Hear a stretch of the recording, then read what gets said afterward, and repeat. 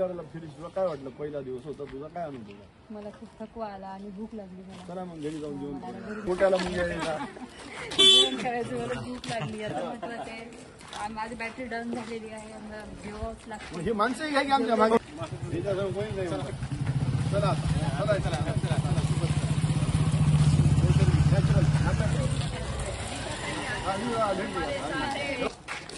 नाही पण एवढी नाही आपलं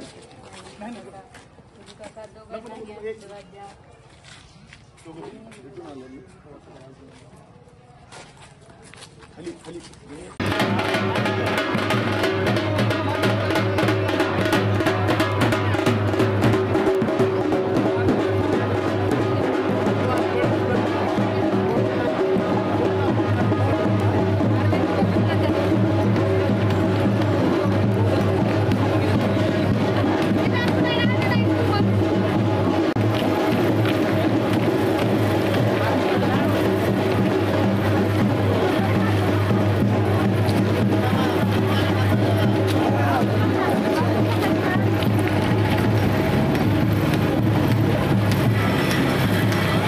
तुम्ही निवडणूक लढत आहात, कसं आव्हान असतं विरोधात?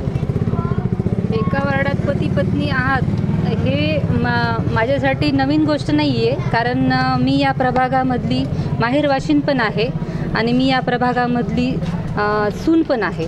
त्यासाठी हा प्रभाग जो आहे हा माझं घर आहे, माझं सासर आहे, माझं घर आहे.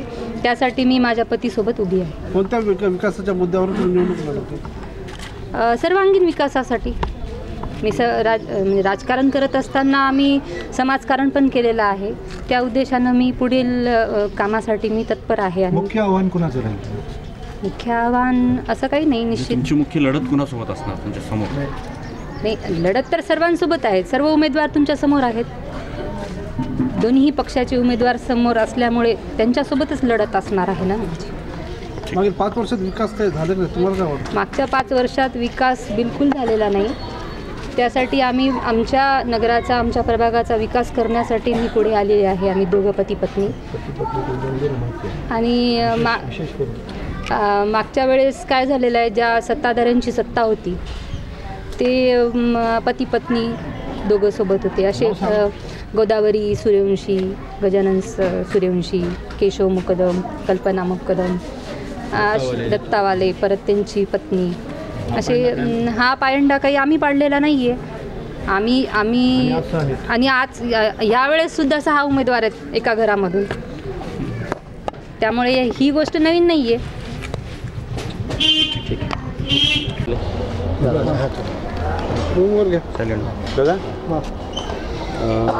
दादा, काँग्रेसचे किती उमेदवार रिंगणात आहेत आणि सध्या काय परिस्थिती आहे आणि नगराध्यक्षपदासाठी आपला उमेदवार आहे?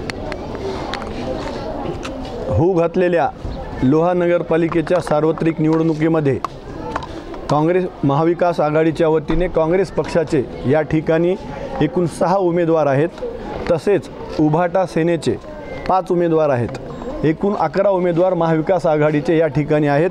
त्याशिवाय काही अपक्ष उमेदवार आम्ही पुरस्कृत बहुजन वंचितच्या वतीने करण्याचा आमचा या ठिकाणी प्रयत्न आहे. बरं, आपण नगराध्यक्षपदाचे उमेदवार होतात, आपली तयारीसुद्धा सुरू होती, परंतु आपण काल अर्ज मागे घ्या. हा विषय माझ्या मते तुम्ही पक्षश्रेष्ठींना विचारलेलाच बरा. वरिष्ठांकडून काय आदेश आले? नाही, सर्वानुमते बैठक होऊन आम्हाला विश्वासात घेऊनच सांगण्यात आलं की बा नको. आणि त्यामागे एक उद्देश असा होता की असला पाहिजे असं मला वाटते किंवा आहे की बाबा जे काही आपल्या 11 जागा आहेत, मी जर रिकामा राहिलो, मी माझी उपनगराध्यक्ष राहिलेला आहे, मागच्या वेळेसचा अध्यक्षपदाचा रनरअप होतो, तर मी जर रिकामा राहिलो म्हणजे माझी उमेदवारी आहे 3A मधून, तर मी ह्या ठिकाणी महाविकास आघाडीचं बहुमत आणू शकेल असं पक्षाला वाटलं असेल कदाचित. त्यामुळे मला ह्या ठिकाणी उमेदवारी अर्ज मागे घ्यावा लागला. बरं, एकूण किती जागा येतील आपल्या? काय रंग लढत कशी राहणार?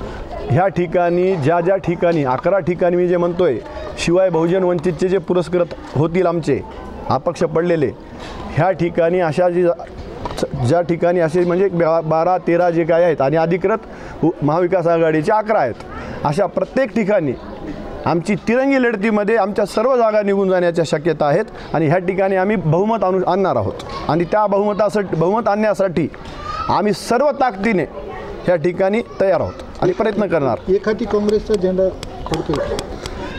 महाविकास आघाडीचं बहुमत आणि महाविकास आघाडीचा उपनगराध्यक्ष ह्या ठिकाणी राहील. आपण एक